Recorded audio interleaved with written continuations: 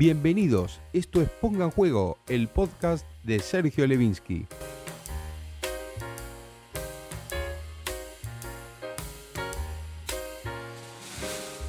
¿Qué tal? ¿Cómo están? Hoy vamos a tener un episodio absolutamente sudamericano. Vamos a hablar de fútbol argentino, de lo que pasó en el Mundial Sub-20, que involucra a varios equipos del continente sudamericano también, y lo que pasa con Mascherano y la selección argentina. Vamos a hablar de las consecuencias arbitrales y de lo que puede pasar con Gimnasia Sarmiento. Atención, porque este es un tema que para nada terminó, ¿eh? Está absolutamente en corriente porque hay consecuencias muy graves de lo que está pasando allí. Vamos a hablar también de fútbol brasileño, porque hay una cantidad de situaciones allá que son comparativas con la Argentina. Realmente brillante el tema de la Copa de Brasil y también lo que involucra a Brasil y Argentina como relación por la cantidad de jugadores que se van. Y vamos a hablar de la crisis de Boca. Así que hay muchísimas cosas para comentar y por supuesto tenemos hoy un nuevo columnista. No es exactamente una columna, ya vamos a conversar sobre eso, así que quédense para escucharlo y por supuesto al final el gran cuento de Marcelo Huío, el genial Marcelo Huío. Así que vamos a empezar hablando del Mundial Sub-20 y de una nueva derrota, un nuevo fracaso, se puede decir así, de la selección argentina. Bueno, más fracaso que este imposible, ¿no? ¿Por qué digo esto? Porque la selección argentina, como ustedes saben, no estaba ni clasificada para el Mundial Sub-20 que se iba a jugar en Indonesia. Por razones políticas, ese mundial fue trasladada de Indonesia, fue sacado de Indonesia por la FIFA, porque Indonesia no aceptó a la selección de Israel como participante. Israel se clasificó por el grupo asiático y bueno, al no ser aceptado hubo que cambiar de sede. Argentina rápidamente pegó una voltereta con el vivo Chiquitapia y entonces logró la concesión, era el único candidato porque había muy poco tiempo, prácticamente en 2 meses y medio se resolvió todo, y entonces la FIFA le concedió a Argentina la sede. De esta manera Argentina consiguió además la posibilidad de volver a jugar un torneo en el que no se había clasificado. Es decir, había 4 plazas sudamericanas, esas 4 plazas fueron para otros equipos, que fueron Colombia, Ecuador, Brasil y Uruguay. Argentina no estaba, Argentina fue el quinto sudamericano solo por ser local, y además de esto, de jugar por una razón que no es deportiva, no es estrictamente deportiva, le toca un grupo, yo digo le toca, y hago comillas, le toca un grupo muy fácil, un grupo que siempre pasa a los locales o casualidad en todos los torneos de la FIFA, que el local siempre tiene un grupo fácil, le tocó un grupo muy accesible. Argentina pasó ese grupo y claro, en octavos de final le tocó un equipo ya un poco más complicado, como suelen ser los africanos, pero les quiero dar un dato. Tanto Brasil como Uruguay también jugaron contra equipos africanos en octavos de final, así como Argentina, y pasaron. Bueno, Argentina perdió 2-0 con Nigeria y el técnico era nada más y nada menos que Javier Mascherano, que es el mismo técnico con el que Argentina no logró la clasificación para el Mundial de Indonesia. En aquel momento era de Indonesia. Entonces, bueno, le toca a Mascherano jugar este grupo digamos accesible, por decirlo de alguna manera. Pasa ese grupo, pero claro, cuando le toca octavos de final, un equipo ya más complicado, Argentina cayó sin atenuantes ante Nigeria. Dominando, sí, el partido, generando alguna que otra situación, pero casi siempre forzado, y era claro que atrás siempre quedaba mal parada y que entonces cualquier contragolpe de los nigerianos, que tienen un buen equipo y que tienen un fútbol. Yo dije, y bueno, hubo algunos comentarios esto del clásico, comenté lo del clásico porque, bueno, evidentemente en la historia en mayores Argentina sí que le ganó muchas más veces a Nigeria que al revés, pero en lo que es juveniles o equipos olímpicos sí que hay una paridad evidente, ¿no? Por ejemplo, recordaba que Argentina en el Mundial Sub-20 de 2005 ganó la final con Messi y Agüero a Nigeria, partido en el que estuve, en Utrecht, en Holanda. Pero bueno, por ejemplo, en el año 96 Argentina perdió la final olímpica contra Nigeria y le ganó una final olímpica en 2008. Es decir, realmente muy parejo. Hay partidos que ganó Argentina, partidos que ganó Nigeria, por eso me refiero más a un clásico, casi diría en la etapa formativa o la última etapa formativa, ¿no? De juveniles ya del final, sub-17 o sub-20 o bien olímpicos. Ahora, lo cierto es que Argentina es el único sudamericano de los tres que quedó eliminado contra un equipo africano, los otros dos pasaron, y además, salvo Ecuador, que es el otro equipo sudamericano eliminado, pero que realmente hizo un gran partido, un gran segundo tiempo y no le alcanzó porque estaba perdiendo 3-1 contra Corea. Argentina es el único que quedó realmente mal. Y acá voy a un hecho que me parece que va mucho más allá del torneo en sí, que es lo de Mascherano. Me quiero detener en Mascherano porque Yo creo que lo que tiene que haber en la AFA por fin, y esto no solamente voy a hablar del Mundial Sub-20 y de los juveniles, sino que después vamos a hablar del tema arbitral, pero la AFA tiene que empezar a darse cuenta que además de ser la federación del campeón del mundo actual, es una federación de un tricampeón del mundo. Y además que tiene 6 títulos sub-20, tiene 2 títulos olímpicos, no se puede tener tan poca seriedad. Hay que tener proyectos serios, hay que respaldar esos proyectos, proyectos de trabajo serios, hay que encarar un proyecto a muy largo plazo, no un proyecto corto, y si hablamos de un proyecto largo, no puede ser que Mascherano, que estaba a cargo de un proyecto juvenil amplio, general, de desarrollo del fútbol argentino, vino con un plan que yo no estoy de acuerdo con ese plan, porque Mascherano vino con un plan de parecerse al Barcelona, y con mucho respeto que tengo por el Barcelona, y que tiene un estilo de fútbol que encanta muchas veces, que fue tomado en cierta forma del fútbol holandés, un fútbol muy lindo, un ADN que habla siempre del 4-3-3, no me parece para nada mal, es un fútbol que brilló por muchos años, pero con todo respeto, Argentina tiene su estilo, su forma de jugar, de más de un siglo. Entonces Argentina tiene una manera particular de jugar, de sentir el fútbol, que no necesita que nos vengan con recetas sobre que hay que parecerse o no al Barcelona o a cualquier otro equipo. Entonces ya me parece que era un mal punto de partida, pero no importa, era al menos un proyecto de algo, no el que me gusta a mí, pero era un proyecto de algo. Para mí un proyecto de copia de algo que ya existe y que forma parte de otro ADN, de otra manera de sentir el fútbol, porque se puede jugar estéticamente bien con otra idea que no sea la del Barcelona. Pero bueno, bienvenido al proyecto. Ahora, Mascherano abandona ese proyecto a los 3 meses de empezarlo para tomar el sub-20 y hacerse cargo del sub-20. O sea que si el día de mañana quedara vacante la selección absoluta, la selección mayor, porque Scaloni decidiera irse, Mascherano tomaría la absoluta. Y pasado mañana le sale una oferta de China y se va. Y 2 meses más tarde la de China le sale una de Arabia y se va a Arabia y deja China. ¿Cuál es la idea entonces? No hay ninguna seriedad ante eso.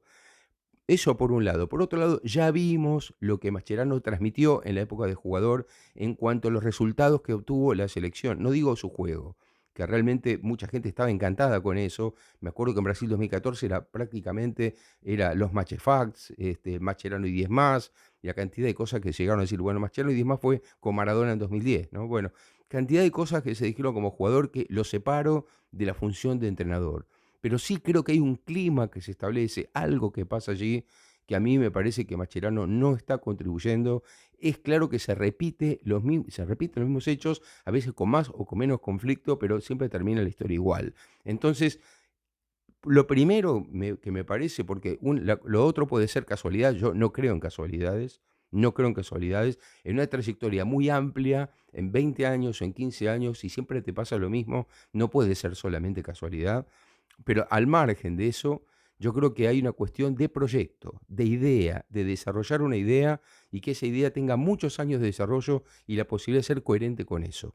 Bueno, hasta ahora la AFA no ha cumplido con eso y les voy a dar un dato más. Miren, hubo un proceso, siempre digo lo mismo, los que me siguen en el canal seguramente lo habrán podido escuchar en la serie que hicimos sobre por qué Argentina solo ganó 3 mundiales. Y es lo siguiente, cuando Argentina tuvo proyecto en fútbol, hasta ahora para mí hubo 2 proyectos serios en los últimos 50 años, 2 proyectos serios. El de Menotti, porque la dictadura estaba entre la espada y la pared, entonces lo dejaron trabajar. Menotti hizo un proyecto y Argentina salió campeón del mundo, y de mayores y de juveniles. Cuando vino Peckerman y presentó su nuevo proyecto a partir de 1995, Argentina fue 6 veces campeona mundial sub-20, perdón, 5, una tenía con Menotti, las otras 5 fueron con Peckerman, todo entre 1995 y 2007. Es decir, en 12 años Argentina ganó 5 mundiales sub-20. Ahora le voy a decir qué pasó después del 2007. En 2007 se fue Tocali, que era del grupo de José Peckerman, ¿no? Ahí se va Tocali. Y ahora le voy a dar el dato de qué pasó. 2009 ni siquiera se clasificó al Mundial. 2011 quedó afuera en cuartos de final, que fue la mejor performance hasta hoy. Quedó eliminada en cuartos de final, digo bien. El 2013 no se clasificó otra vez para el Mundial. O sea, de 3 mundiales, 2 no se clasificó ni para jugarlo. En 2015 quedó eliminada en fase de grupos, no pasó ni a octavos de final. En 2017 quedó eliminada en fase de grupos, no pasó ni a los octavos de final. En 2019 pasó a octavos y ahí quedó eliminado con Mali, un equipo africano, y ahora en octavos fue eliminado por Nigeria, un equipo africano. Bueno, esto es lo que pasó después de ganar 5 mundiales, reitero, en 12 años. De esos 5 mundiales pasó a todo esto que leí recién, en todos estos mundiales, 2009, 11, 13, 15, 17, 19 y 23. 21 no hubo por la pandemia. Entonces, a mí me parece que estamos hablando claro, ¿no? De lo que pasa con la selección argentina sub-20. Es clarito, es clarito. Hace mucho tiempo que no hay un proyecto serio, y no lo hay tampoco hoy, no lo hay. Esto no es un proyecto serio.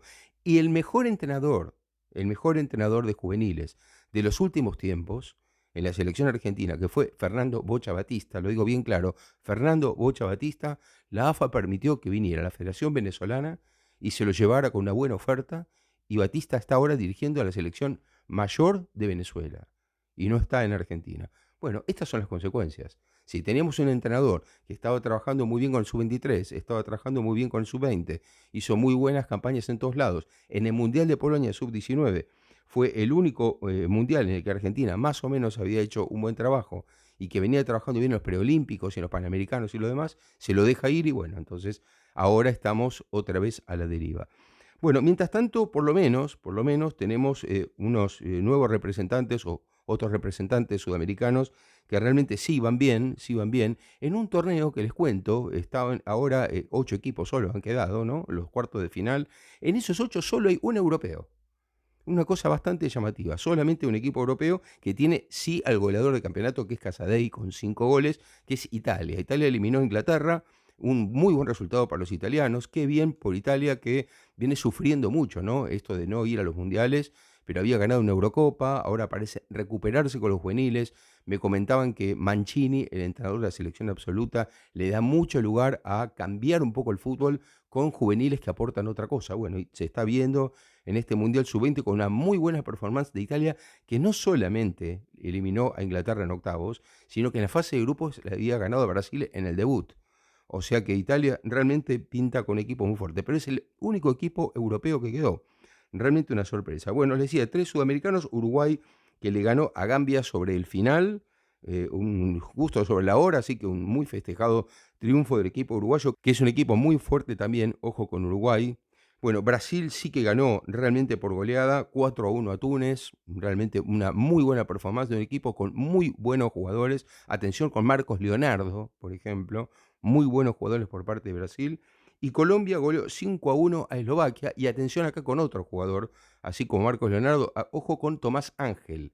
Tomás Ángel es el hijo del gran Juan Pablo Ángel, que jugó en River y jugó muchos años en el fútbol europeo. Bueno, atención con Tomás Ángel, un muy buen goleador, se parece mucho al padre en todo, hasta físicamente. 2 gotas de agua. Bueno, Colombia, Brasil, Uruguay entonces en los cuartos de final.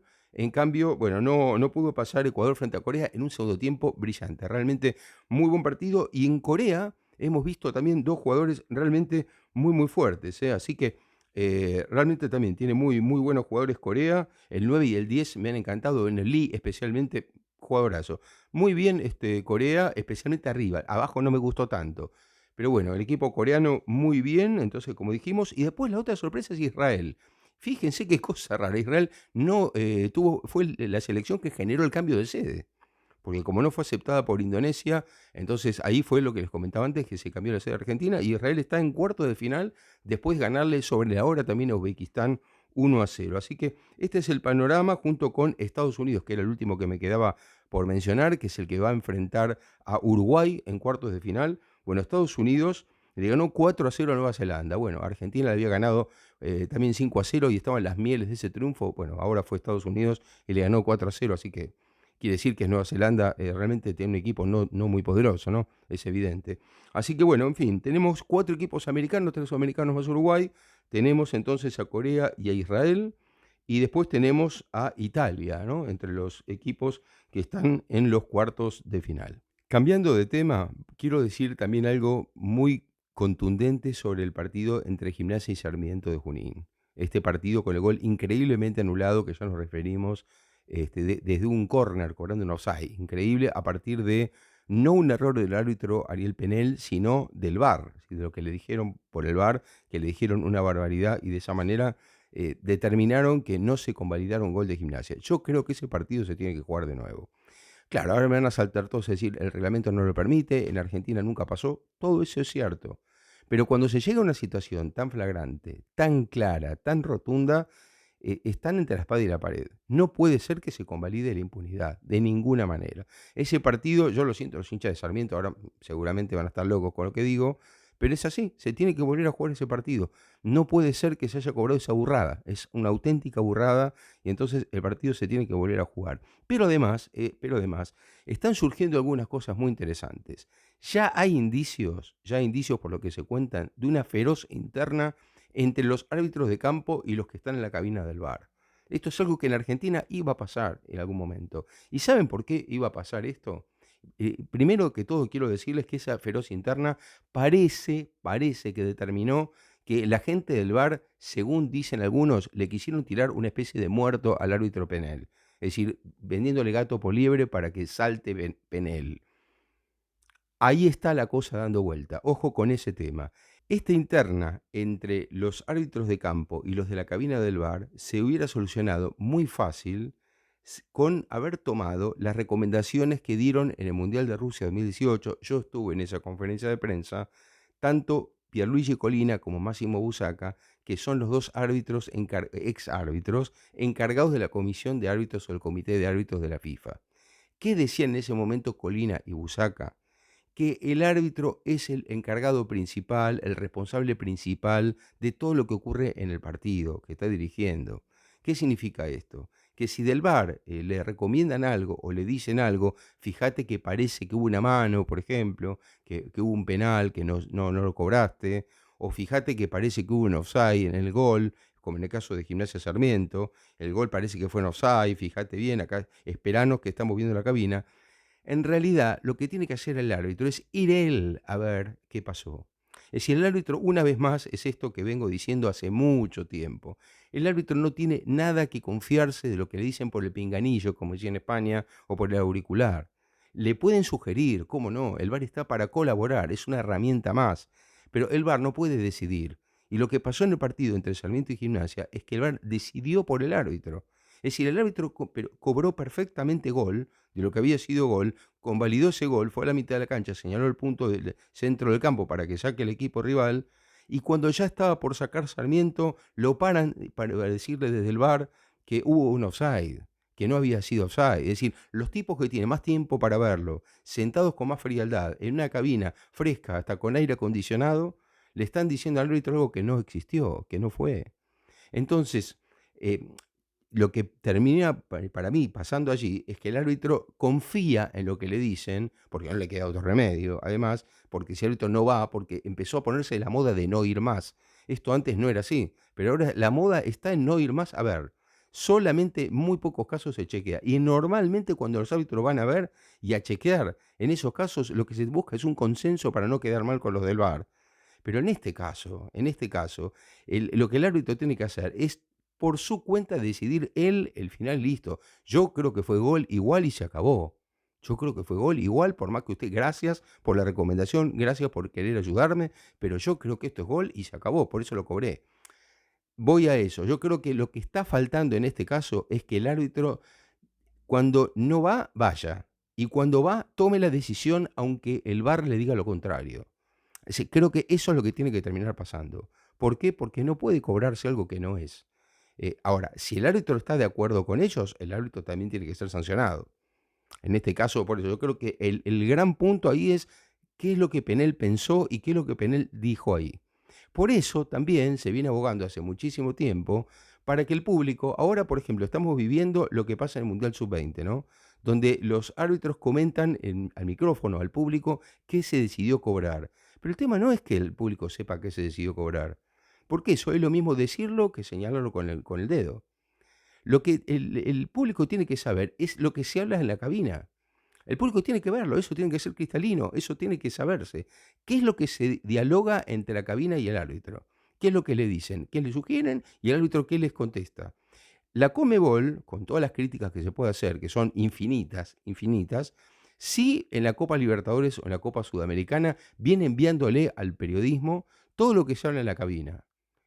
muchas veces se hace. Todo lo que se habla en la cabina, la Conmebol lo envía por WhatsApp y se puede ver.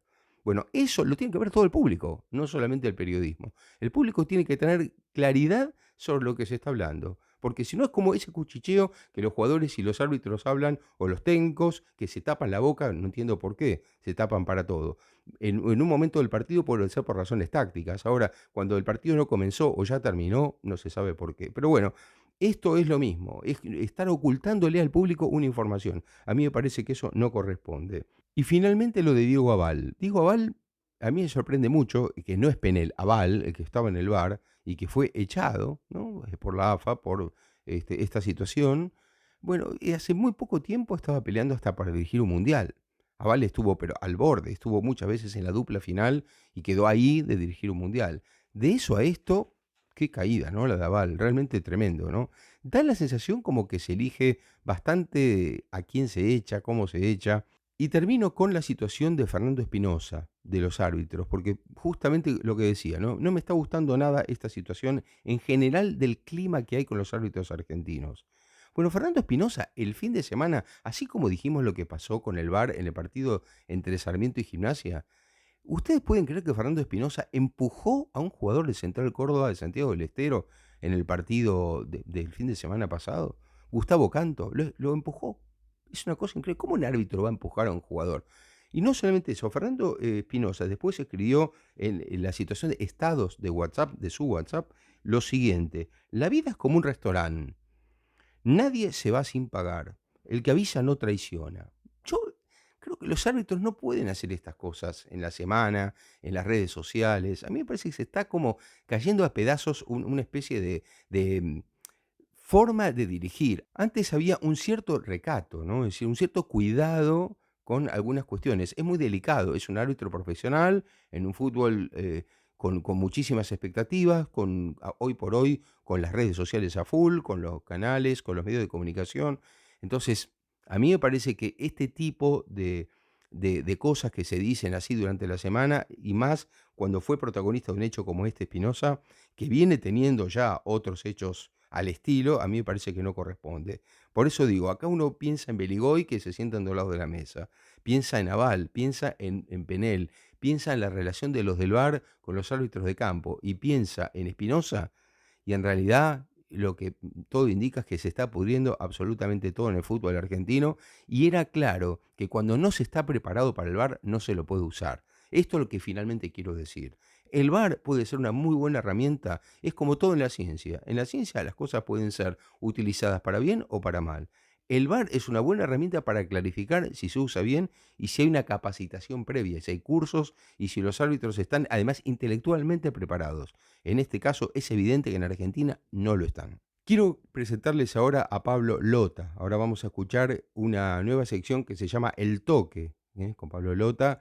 Bueno, Pablo Lota es alguien que tiene un amor puro por el fútbol, algo poco común. Lo conocí a Pablo Lota a través de Twitter. Bueno, hay miles de tweets ya a esta altura de Pablo Lota. Yo les pido que sigan la cuenta de él. Ahora vamos a poner acá cuál es la cuenta de Pablo Lota en Twitter, pues es realmente espectacular, porque es un amor por el fútbol en general. Y tiene una visión muy amplia, además de las cosas. Yo creo que es una gran filosofía de vida, ¿no? Una filosofía constructiva, pero además con una gran visión de los medios, de lo que ocurre con el entorno del fútbol. Les va a encantar, les va a encantar. Así que les presento entonces El Toque de Pablo Lota. El toque de Pablo Lota. En tiempos de intolerancia, el fútbol suele juntar un montón de gente que jamás estaría junta. Por pasión o por sarcasmo, la pelota provoca que ricos y pobres compartan el plato, que la izquierda y la derecha canten la misma canción, que ateos y creyentes insulten al mismo Dios. Se podría decir que en un mundo de grietas y divisiones, solo la pasión por los colores es capaz de impulsar una tregua. Bueno, vamos a hablar simplemente ahora un toque también, aprovechando el toque de Pablo Lota, voy a dar otro toque que es la situación de Boca. No voy a ampliar demasiado, solamente diciendo que Boca perdió contra uno de los últimos de la tabla, Arsenal de Sarandí, en Arsenal, ¿no? En el viaducto. Otra vez jugando bastante mal, otra vez jugando bastante mal. Yo creo que Almirón está intentando a Boca cambiarlo un poco, darle un juego con un poquito más armazón, más armado, pero cuando no hay demasiado, que ese es el problema que tiene Boca hoy también. Es decir, Boca viene, como ustedes ya me conocen, vengo diciéndolo hace mucho, Boca viene de más de una década de jugar mal, es mucho tiempo. En más de 10 años tuvo no más de 5 meses de buen juego, 3 con Russo en 2020, que se cortó por la pandemia, y algún ratito más en alguna otra ocasión. Muy poquito. Es muy poco para Boca eso, con lo que es Boca en el continente sudamericano, en el mundo. Boca no puede estar jugando así. Boca tuvo partidos de visitantes realmente lamentables, metiéndose atrás. A veces no pasa, por ejemplo, contra Arsenal sí que salió a buscar, recibió un gol muy tempranero, salió a buscar el empate, tuvo un par de tiros libres buenos de Villa que pasaron cerca. Pero Boca no puede hacer eso. O sea, Boca tiene que tener otros ejecutantes, que además es el problema que tiene. Boca en los últimos años había tenido muy buenos jugadores que eran los que le salvaban las papas muchas veces. Ha ganado finales con un tiro de Cardona de lejos, ha ganado con alguna, le ha ganado a River en el Monumental con una jugada, una vivada de Villa, cosas por el estilo siempre pasaron. Pero Boca colectivamente creando fútbol, muy poquito, muy poquito. Además, es un equipo que solo juega por las bandas, que por el medio no tiene nada. Prácticamente todo el mundo sabe que Boca juega por los costados, porque ahí tiene su fuerte y por lo demás no. Cambia de 9 permanentemente, tiene 5 nueves cuando no tiene un 10. Bueno, en fin, cantidad de problemas que tiene que solucionar, pero creo que es lo raro acá es que siendo Riquelme el encargado de fútbol, con lo excelso que fue su juego, es raro que Riquelme no se dé cuenta de esto, ¿no? Y la otra cosa, parece que ahora, claro, hay elecciones a fin de año, Riquelme apuesta todo a que Boca pase la fase de grupos de la Copa Libertadores para a partir de allí, en el mercado de pases, ahí apostar a grandes estrellas para reforzar el equipo y poder obtener la copa que le permita a Riquelme ya seguir sin demasiados problemas, porque ahora sí que tiene una oposición fuerte, ¿no? Una oposición que a mí tampoco me convence y que cuando estuvo en Boca tampoco hizo gran cosa. Lo digo para que después no digan, no, este tipo está jugando con la oposición. No, no, no. Para mí Boca no tiene dirigentes buenos ni en oficialismo ni en oposición. Y casi que diría que peor la oposición. Pero bueno, lo que digo es que Riquelme se juega lo que tiene de mandato, lo que le queda, a partir de armar un equipo que puede ganar la Copa Libertadores. Ahora, ¿no es otra vez a la desesperada? Ir a 6 meses de un mercado para armar un equipo por 6 meses para ganar y después vemos qué pasa. Boca últimamente es eso, espasmos. Espasmos, tratar de buscar alguna solución mágica por algún lado, o algún jugador que la pegue contratándolo y que sea un crack. Si no, realmente la cosa no parece funcionar. Bueno, en este campeonato realmente es una campaña mediocre, pero absolutamente mediocre, ¿no? Había levantado un poco, pero ahora con Arsenal otra vez demostró que está ahí, que no tiene demasiado más de lo que se ve. Y para terminar, quiero hablar de Brasil. Bueno, el contraste entre lo que dijimos del VAR, del fútbol argentino, esto de Boca, con el fútbol brasileño. Les quería comentar que estuve viendo, por ejemplo, el partido Flamengo-Fluminense. Espectacular. Ese partido fue por la Copa de Brasil. Bueno, en Brasil se está jugando el Brasileirao los fines de semana, que es la liga brasileña, que es una liga federal grande con los mejores equipos de cada estado. Realmente espectacular como lo hacen, ¿no? Vengo diciendo hace rato, y ustedes me vienen escuchando, que después de la Premier League inglesa es la mejor liga del mundo, la de Brasil. La segunda liga del mundo es la de Brasil, solamente superada por la Premier League. Bueno, el Flamengo el otro día le ganó, hace horas, al Fluminense 2-0 en un partidazo con goles de Arrascaeta y de Gabigol sobre el final, prácticamente en tiempo de descuento. En un partido les recomiendo mucho que traten de buscarlo y de verlo, porque vale muchísimo, muchísimo la pena. Además del clásico entre Flamengo y Fluminense, por ejemplo, fíjense este dato de la Copa de Brasil, ¿no? Estamos en una instancia de octavos de final. Corinthians le ganó a Atlético Mineiro por penales, los dos con equipazos. Corinthians le gana a Atlético Mineiro por penales. Bahía, que acaba de ser comprada por el grupo City, mira lo que digo, por el grupo City, el del Manchester City, por ejemplo, eliminó a Santos por penales. San Pablo eliminó a Sport Recife por penales. Inter de Porto Alegre a América por penales. Atlético Paranaense a Botafogo, que es el líder de Brasileirao, por penales. Y Gremio a Cruzeiro. Y además Fortaleza eliminó al Palmeiras, que es el campeón de la Liga Brasileña anterior y además de eso, bicampeón de la Copa Libertadores 2 años, es decir, salvo esta edición última, los 2 años anteriores seguidos. Es decir, que estamos hablando de una paridad, de un nivel de paridad, de una calidad tremendas, realmente tremendas. Unos partidos espectaculares de ida y vuelta, con jugadores cada vez de mayor calidad, como les decía. Pero no solamente eso, sino que por una cuestión de moneda fuerte y de cómo está en este momento posicionado Brasil con respecto a Argentina en clubes, en todo, sigue arrasando el fútbol brasileño con los jugadores argentinos. Atención con esto porque la sangría que se sigue produciendo en Argentina por la cantidad de jugadores que emigran a Brasil es realmente tremenda. En estas horas se conoció 2 arreglos más. Uno del uruguayo Nicolás de la Cruz, de River, que va al Flamengo. Por si faltaba poco, ¿no? Con todo lo que tiene Flamengo, ahora quiere Nicolás de la Cruz y parece que ya hay un acuerdo para que Nicolás de la Cruz se vaya, cuando termine este campeonato, al Flamengo. Y por si fuera poco, el Corinthians, que ya tiene a Fausto Vera, ahora se lleva a Matías Rojas de Racing. O sea, Racing se queda sin Matías Rojas, River se queda sin Nicolás de la Cruz y se van todos a Brasil, no es que se van a Europa. Esto es algo nuevo de este último tiempo, pero es lo que realmente está ocurriendo. Me despido, les pido como siempre que pongan me gusta acá abajo, que compartan este podcast y que se suscriban, dejándolos en compañía del genial Marcelo Guido con su cuento de todos los viernes. Chao, hasta la próxima. Momento para la ficción. Los cuentos de Marcelo Guido. La tiene atada. Durante todo el relato del partido, Ataúlfo García Tamborini había repetido la frase hecha "la tiene atada al pie" o "la lleva pegada", alguna de estas variaciones, que simplemente pretenden dar cuenta de la condición de ciertos jugadores de conducir el balón siempre bien cerca, como si éste obedeciera a los caprichos de su voluntad, manteniéndose, en cambio, alejados de los pies y las ambiciones rivales. No era, ni mucho menos, la primera vez que caía en ese lugar común, ni en cualquier otro. Es dado a lo trillado García Tamborini. Por ejemplo, la expresión "el verde césped invita a la práctica del sublime deporte del balompié" es habitual en su verborrea. Como lo es, por otra parte, en la de todos los relatores. Cambiar de sintonía o de canal significa casi siempre pasar de un tópico a otro. A veces incluso uno puede enganchar uno en particular que recorre el dial o la programación como si fuera una reacción en cadena, tal como, ya puestos en lo manido, un efecto dominó o un eco insistente.